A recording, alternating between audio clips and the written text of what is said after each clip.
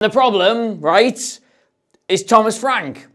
Being resolute and hard to beat is great, but if you want to be the Tottenham manager, that's not enough. There are a number of games where you are expected to be very dominant instead. When Spurs do have it at the back, when they are in possession, it is always a pivot two here, usually of Bentancur and Paulinho. And these are two lads you would have absolutely loved to have at Brentford. They are professional, they are reliable, they are robust. You can see here they're very comfortable with the ball. They'll circulate around and keep possession for you. You will also see they do not move the ball forward. And so, time and time again this season, in games where Tottenham have had most of the ball, where they've been in charge, they end up in one of two situations. Both are bad. If the opposition press them high, then you get a 4-2-4 at the back, where there's just this huge disconnect between the players here and the players at the front. The centre-backs can only really play it into those two midfielders, who, as we've shown,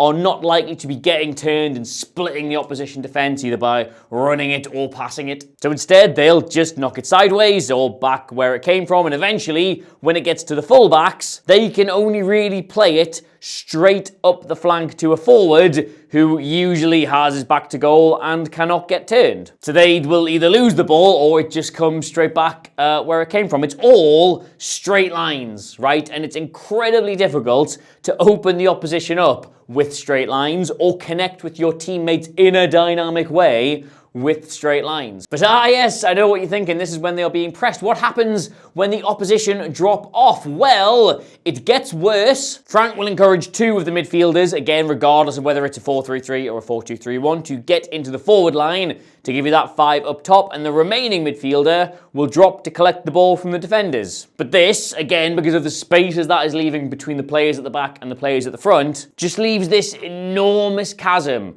between where you have the ball and where you need the ball to be. There is effectively no midfield at all. Like, it is hard to play through the opposition when you haven't got the right profiles in central midfield to do that, but it is impossible to play through the opposition when you haven't got a centre midfield to do that. And when you look at moments like this, what you see is Thomas Frank still setting his team up like they're Brentford, like they're technically inferior to the opposition, like they're the underdogs, and he needs to snap out of that very quickly.